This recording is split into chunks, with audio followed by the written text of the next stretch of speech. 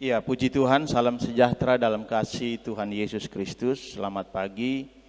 Kita bersyukur kepada Tuhan pagi hari ini Tuhan beri kita waktu dan kesempatan untuk beribadah kepada Tuhan. Pagi hari ini mari kita akan membuka Alkitab kita akan merenungkan kebenaran firman Tuhan yang pagi hari ini saya ambil di dalam kitab Esra. Kitab Esra kalau di konteks awal ya pasal 2, 3, dan 4. Tapi kita baca saja di pasal yang ketiga. Di sana tentang pembangunan ya bait suci. Saya mohon Saudari Mary menuntunnya. Kitab Esra pasal 3 kita baca saja supaya singkat pembacaannya. Langsung di ayat yang ke-8 sampai yang terakhir. Esra 3 ayat 8 dalam judul perikop perletakan dasar bait suci. Pada tahun yang kedua sesudah mereka sampai ke rumah Allah di Yerusalem dalam bulan yang kedua, maka Zerubabel bin Shealtiel dan Yesua bin Yozadak beserta saudara-saudara mereka yang lain, yakni para imam dan orang-orang Lewi dan semua orang yang pulang ke Yerusalem dari tempat tawanan memulai pekerjaan itu. Mereka menugaskan orang-orang Lewi yang berumur 20 tahun ke atas untuk mengawasi pekerjaan membangun rumah Tuhan. Lalu Yesus serta anak-anak dan saudara-saudaranya dan Kadmiel serta anak-anaknya, orang-orang Yehuda bersama-sama bertindak mengawasi orang-orang yang melakukan pekerjaan membangun rumah Allah. Demikian juga Bani Henadad, anak-anak dan saudara-saudara mereka, orang-orang Lewi itu. Pada waktu dasar bait suci Tuhan diletakkan oleh tukang-tukang bangunan, maka tampillah para imam dengan memakai pakaian jabatan dan membawa nafiri, dan orang-orang Lewi Bani Asaf dengan membawa ceracap untuk memuji-muji Tuhan menurut petunjuk Daud Raja Israel. Secara berbalas-balasan mereka menyanyikan bagi Tuhan nyanyian pujian dan syukur, sebab Ia baik, bahwasanya untuk selama-lamanya kasih setianya kepada Israel. Dan seluruh umat bersorak-sorai dengan nyaring sambil memuji-muji Tuhan, oleh karena dasar rumah Tuhan telah diletakkan. Tetapi banyak di antara para imam, orang-orang Lewi dan kepala-kepala kaum keluarga, orang tua-tua yang pernah melihat rumah yang dahulu menangis dengan suara nyaring ketika perletakan dasar rumah ini dilakukan di depan mata mereka. Sedang banyak orang bersorak-sorai dengan suara nyaring karena kegirangan. Orang tidak dapat lagi membedakan mana bunyi sorak-sorai kegirangan dan mana bunyi tangis rakyat, karena rakyat bersorak-sorai dengan suara yang nyaring sehingga bunyinya kedengaran sampai jauh. Iya. Kalau kita melihat ya sedikit pengantar ya sejarah tentang kitab Esra ini Saudara, ya sebagaimana apa yang saya sudah sampaikan pada pelajaran kita kitab Hagai, di mana ya bangsa Israel waktu mereka pulang dari tanah pembuangan, mereka diperintahkan oleh Allah untuk membangun ya bait suci, bait Allah ya. Kalau saudara baca di pasal 2 itu bagaimana orang-orang yang pulang dari pembuangan. Nah, sehingga di pasal yang ketiga ini mereka membangun ya dengan semangat yang luar biasa. Bahkan semangat untuk membangun ini Saudara, mereka curahkan ya pada saat peletakan batu pertama pembangunan bait suci. Sehingga pada saat itu ada yang menangis ya. Ya, menangis, bahkan ada yang bersorak-sorai ya.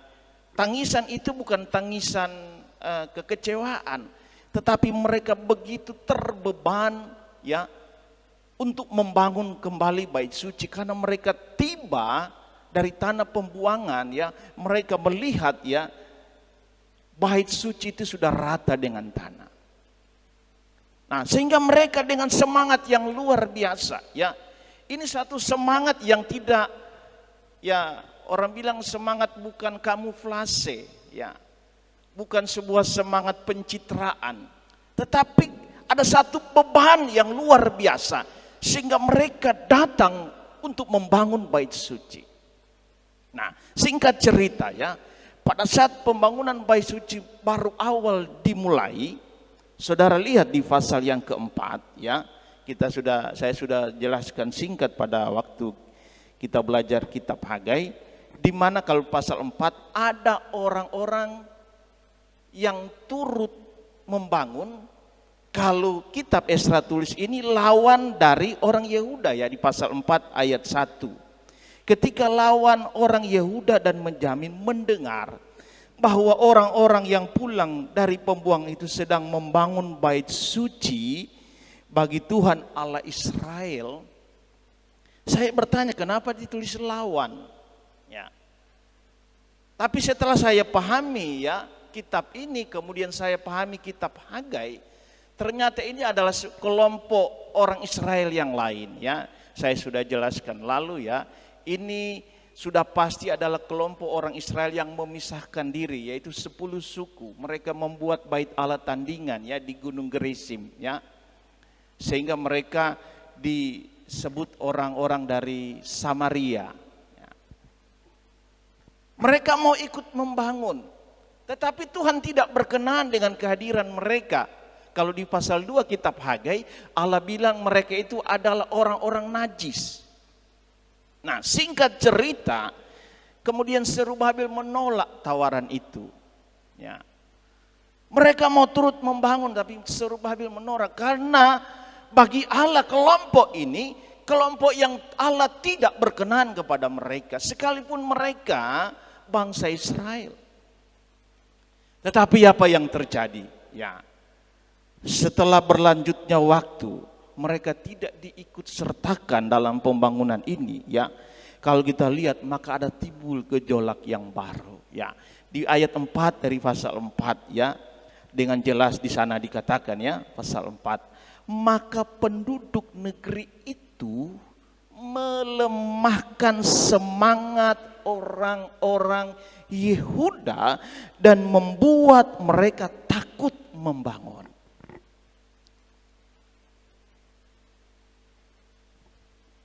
Mereka kemudian melakukan sebuah aksi, ya, aksi intimidasi, ya, aksi teror untuk melemahkan semangat membangun dari orang-orang, ya, sebagian dari bangsa Israel, yaitu kaum Yehuda dan Benyamin. Sehingga terus datang intimidasi ini. Nah, kelompok yang membuat pergerakan ini, kalau kita baca ayat sesudahnya ya, luar biasa. Mereka membuat satu gerakan dengan sebuah tuduhan yang menakutkan ya. Orang-orang yang membangun bait Allah. Kalau di pasal 6 ayat 4, pasal 4 ini di ayat yang ke-6 ya.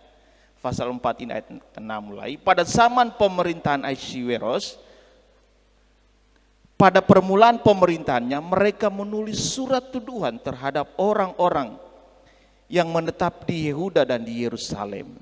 Dan pada zaman Artasasta ditulislah surat oleh Bislam, Mitredat dan Tabel serta rekan-rekannya yang lain kepada Artasasta, raja negeri Persia.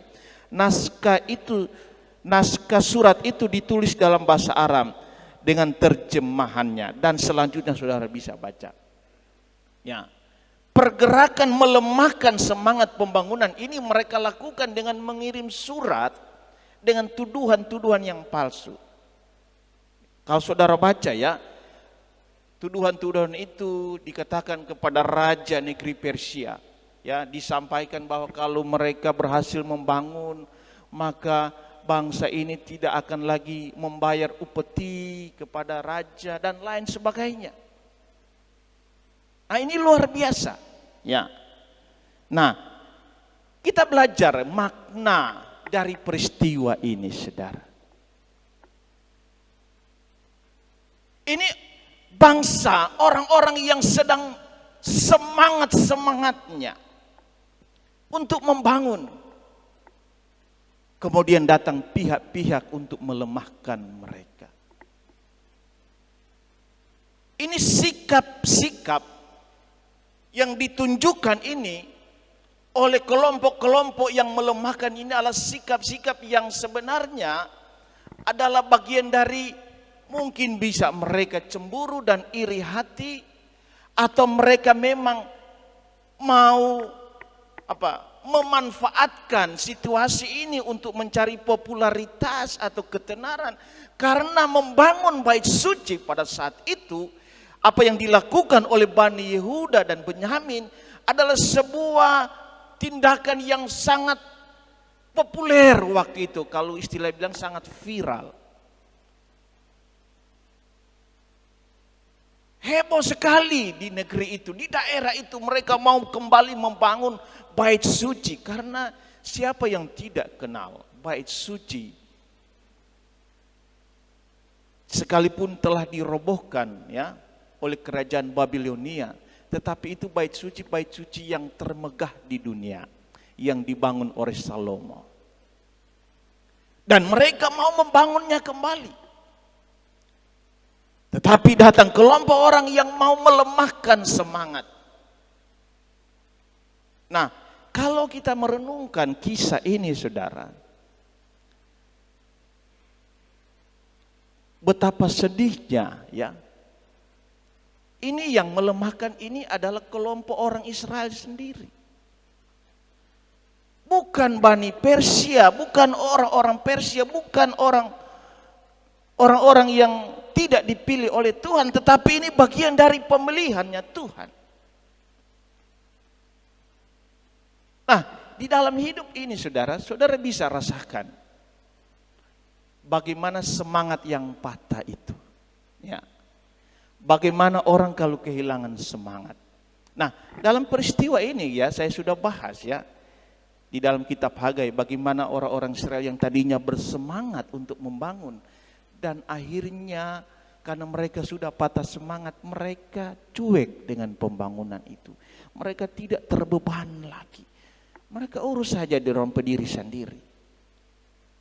Mereka pikir pusing amat cari persoalan mau membangun. Urus saja diri masing-masing. Urus saja urusan masing-masing, tidak usah urus urusan orang lain. Cuek lagi.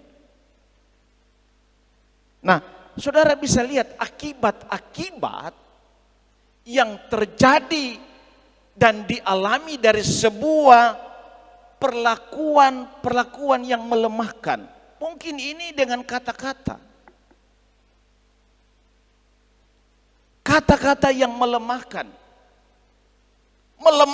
semangat. Saya bisa memahami saudara bagaimana orang-orang yang saat itu diintimidasi dengan perlakuan bahkan perkataan yang melemahkan.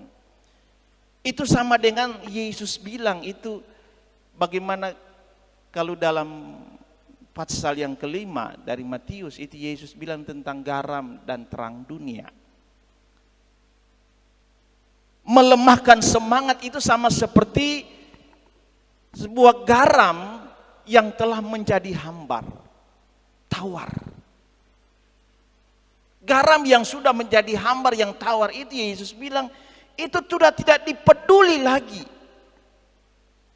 Bahkan diinjak-injak orang. Itu akibat kalau garam itu menjadi tawar. Itu akibat kalau orang kehilangan semangat. Tidak peduli lagi. Bahkan Yesus bilang tentang terang dunia. Melemahkan seseorang, melemahkan semangat seseorang ya, dengan perkataan-perkataan yang melemahkan mungkin. Sama dengan Yesus bilang tentang terang dunia. Itu sama dengan pelita itu ditaruh di dalam atau di bawah gantang, di bawah tempayang. Di mana fungsi pelita itu yaitu menerangi. Bangsa Israel lewat Bani Yehuda dan Benyamin ini mereka punya semangat Dan saat semangat itu datang menggebu-gebu kemudian dilemahkan, itu sama dengan sebuah pelita yang ditaruh di dalam gantang atau di bawah gantang.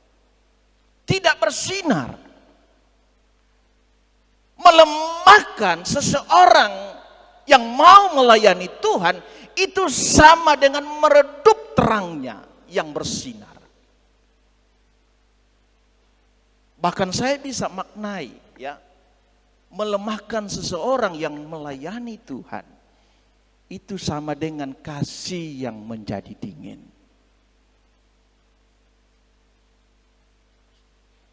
Saudara tahu ya, kata dingin di sini bukan berarti es batu ya. Bukan berarti temperatur. Kasih yang telah menjadi dingin itu berbicara vakum. Ya. Tidak ada reaksi apa-apa. Kasih itu apa? Kasih itu sabar, kasih itu murah hati. Kasih itu ada, tapi dingin. Yang artinya vakum. Nah, bagaimana saja kalau keadaan kasih menjadi dingin? Yesus bilang ya, kalau tentang kasih menjadi dingin ini karena kedurhakaan ya, manusia itu semakin bertambah, maka kasih kebanyakan orang menjadi dingin. Bayangkan saja saudara, kalau itu terjadi, kasih kebanyakan orang menjadi dingin, maka yang terjadi bahwa orang hidup di dalam kejahatan. Orang hidup di dalam ketidaktaatan. Orang tidak mau lagi diatur. Orang tidak mau lagi tunduk pada perintah-perintah. Nah, saudara lihat, ini bahaya. Bagaimana orang melakukan tindakan melemahkan orang lain. Melemahkan semangat melayani orang lain. Ini yang terjadi saudara. Akibat ini yang terjadi. Ada dampak-dampak yang tidak baik. Baik terhadap orang itu sendiri maupun terhadap lingkungan. Makanya saudara, kita jangan melemahkan orang lain. Ya. Baik dengan perkataan maupun dengan perbuatan. Justru kalau boleh dengan orang lain itu beri dia support, beri dia semangat. Jangan lemahkan orang itu. Karena melemahkan iman seseorang. Saudara bisa lihat itu dampaknya saudara memang sangat-sangat tragis sekali untuk kehidupan rohani. Menjadi tawar seperti garam yang menjadi hambar ya. Kemudian seperti pelita yang ditaruh di bawah gantang. Kasih menjadi dingin. Ini yang terjadi saudara. Dan kita lihat bangsa Yehuda yang telah menjadi tawar, akhirnya dampaknya apa? Allah tidak memberkati usaha mereka karena mereka cuek. Itu hasil yang terjadi dari sebuah perlakuan orang-orang yang mengintimidasi bangsa Yehuda yang membangun, yang melemahkan semangat mereka. Sehingga dampaknya bukan hanya pada bangsa itu sendiri, tetapi pada pribadi lepas pribadi dari orang-orang Yehuda pada saat itu. Mereka hidup susah, mereka hidup miskin karena Allah tidak berkati. Makanya saudara, kita jangan menjadi lemah. Kalau ada orang datang melemahkan iman kita, jangan ikuti. Kita harus tetap kuat. Nah, kita lihat di sini saudara, Nabi Hagai dan Zakaria kalau di pasal selanjutnya ya, di pasal 5 ayat 1 ya. Tetapi Nabi Hagai dan Zakaria bin Ido, kedua nabi itu bernubuat terhadap orang-orang Yahudi yang tinggal di Yehuda dan di Yerusalem dalam nama Allah Israel yang menyertai mereka. Kedua nabi ini datang dengan firman, memberi semangat. Kasih orang semangat, bukan melemahkan. Tuhan datang lewat kedua nabi ini kepada bangsa ini. Beri mereka semangat. Karena bahayanya kalau mereka menjadi lemah. Nah, ini pembangunan bait suci saat kelompok lain datang melemahkan semangat mereka itu tertunda 16 tahun. Bukan waktu yang pendek atau yang singkat. Mencari keadaan yang patah semangat. Nah, kita sebagai anak-anak Tuhan, mari kita belajar ya dari peristiwa ini, saudara. Kita jangan melemahkan ya iman anak-anak Tuhan kita sesama. Dan kita jangan terpengaruh atau menjadi lemah dengan perkataan-perkataan yang melemahkan. Kita fokus saja kepada Tuhan. Karena hari-hari ini terlalu banyak anak-anak Tuhan yang sibuk dengan perkataan-perkataan orang lain yang melemahkan dia. Itu yang diingat-ingat terus. Tapi mari saudara, kita dengar saja apa kata Tuhan, jangan dengar apa kata manusia. Dengar saja apa kata Tuhan, fokus saja kepada apa kata Tuhan. Bangsa Yehuda dan Benyamin ini sedang mengerjakan sebuah pelayanan. Mereka bukan buat dosa di situ. Saudara harus bedakan ya, perkataan melemahkan dengan perkataan yang menegur. Ya. Kalau saya menegur seseorang, itu bukan saya melemahkan dia, tapi saya menyadarkan dia. Dia sedang berbuat salah, saya tegur. Tapi kalau saya berbuat baik, kemudian saya tegur, itu melemahkan. Nah, itu yang kita hindari, saudara.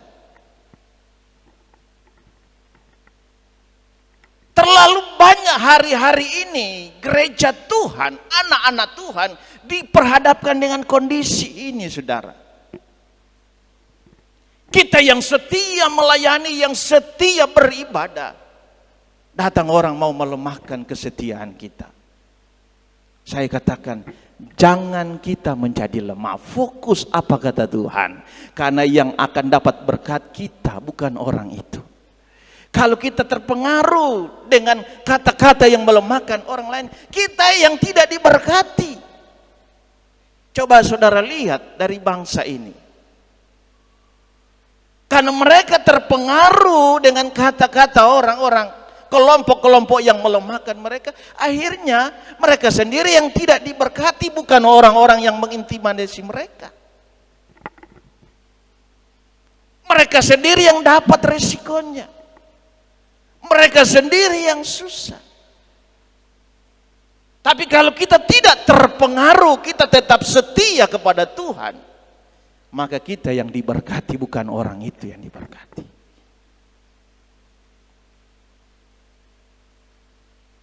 Dalam satu peristiwa, ada seorang bapak dengan anak laki-lakinya. Ya. Ini ilustrasi saya, saudara. Satu waktu, karena mereka memiliki binatang atau hewan peliharaan kuda, mereka mau membawa ya hewan peliharaan mereka ini, yaitu kuda, untuk dijual ke pasar hewan. Maka berangkatlah mereka. Ya. Dalam perjalanan kemudian ada seseorang menegur. Ya. Menegur kepada bapak ini, kasihan anakmu laki-laki itu. Kenapa tidak dinaikkan saja ke kuda itu? Kasihan dia seorang anak. Maka bapak ini mengangkat anaknya, kemudian dinaikkan ke atas kuda. Setelah berjalan beberapa waktu, datang orang yang lain. Ya, berkata kepadanya, ini anak tidak tahu diri. DP papa dia kasih biar jalan, dia cuma naik kuda. Durhaka ini anak ini. DP papa dia kasih siksa jalan, kemudian dia naik kuda. Nah, karena bapak ini mendengar perkataan itu, ya, maka dia kasih turun itu anak itu, dan dia yang naik kuda, anaknya yang jalan. Kemudian berjalan beberapa waktu kemudian, ada perkataan lain lagi. Waduh, ini bapak ini kasihan, dia enak-enak naik kuda, anaknya dikasih biar jalan sendiri. Kemudian dia ambil lagi anak ini, dia kasih naik di kuda. Jadi dorang dua naik itu kuda. Berjalanlah kuda ini. Berjalan beberapa waktu datang lagi perkataan orang yang lain. Dia bilang, waduh ini bapak dengan anak ini tidak tahu diri. Ini kuda so ngos-ngosan, so capek, so lidah tak keluar. Dorang paksa jalan, dorang dua naik di atas. Memang tidak tahu diri ini bapak dengan anak. Turun dorang dua. Ya, turun dorang dua. Kasihan ini kuda solala. Jalan lagi. Jalan-jalan. Datang lagi orang lain berkata, ini bapak dengan anak ini, kasihan ini kuda ini. So lelah, so capek dorang paksa berjalan, maka dorang pikul itu kuda. Dorang pikul itu kuda. Pikul-pikul, begitu tiba di pasar hewan. Orang bilang, datang orang lain berkata, ini bapak dengan anak ini datang jual kuda yang so sakit. Akhirnya mereka pulang dengan kecewa. Nah saudara lihat, apa makna dari peristiwa ini? Kalau kita terpengaruh terus dengan kata-kata orang yang mau melemahkan kita, maka kita tidak akan mendapatkan dampak apa-apa, saudara. Kalau kita hanya sibuk dengan kata-kata orang, kita tidak akan mengalami berkat Tuhan. Memang pendapat orang, perkataan orang itu baik, tetapi tidak semuanya bermanfaat untuk kita lakukan.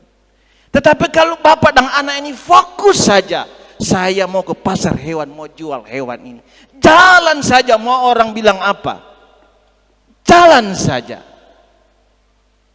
ke tujuanmu, tidak usah terpengaruh. Nah, sebagai anak-anak Tuhan, mari kita jalan saja kepada tujuan kita, yaitu kita mau setia kepada Tuhan, kita mau melayani Tuhan. Apapun kata orang yang mau melemahkan kita, tidak usah terpengaruh. Karena kita yang diberkati. Kita belajar, saudara, bahwa kehidupan anak-anak Tuhan itu dikelilingi dengan orang-orang yang mau melemahkan kita. Kita berada di lingkungan, bukan lingkungan yang nyaman sebenarnya. Inilah keadaan dunia sekarang. Apalagi kalau terlalu banyak lihat Facebook. Wah, orang so bilang begini, so kita ini yang dia singgungin. Sudah mulai terganggu, so tidak bisa tidur, so tidak bisa makan. Yang rugi diri sendiri. Ada babi putar, dia suruh dari saya, itu cuma nasi dengan dabu-dabu itu. Padahal babi putar. Hilang selera makan. Tapi kalau kita fokus saja kepada tujuan kita, saya mau setia kepada Tuhan, apapun kata orang. Karena kita sedang melakukan hal yang baik. Maka babi putar itu yang orang lihat lebih bersemangat, orang akan makan dengan banyak. Tapi saya lihat jemaat-jemaat Bethesda Buntu semua gemuk-gemuk, berarti mereka tidak terpengaruh dengan kata-kata orang lain. Ya, saya lihat jemaat Bethesda Buntu semua sehat-sehat. Apakah ada yang di sini kehilangan nafsu makan? Saya mau cek itu. Mungkin sedang dipengaruhi, ya, dengan kata-kata yang melemahkan. Tapi saya lihat semua sehat-sehat. Ya. Bahkan saya lihat ya dalam pastor ini semua, saya juga ini perut ini mulai mengembang ke depan. Ya. Kita belajar, saudara, dari peristiwa ini. Mari kita fokus saja kepada Tuhan. Ya, jangan kita sibuk dengan apa kata orang lain, tapi kita fokus kepada tujuan kita. Kita mau setia kepada Tuhan, kita mau melayani Tuhan. Ya, kalau kita ketemu orang lain, kita beri dia semangat, kita beri dia dorongan. Jangan lemahkan dia. Saudara tahu dampak dari melemahkan semangat orang untuk melayani Tuhan, untuk setia kepada Tuhan, itu saya sudah katakan tadi seperti apa. Dampaknya tragis sekali secara rohani.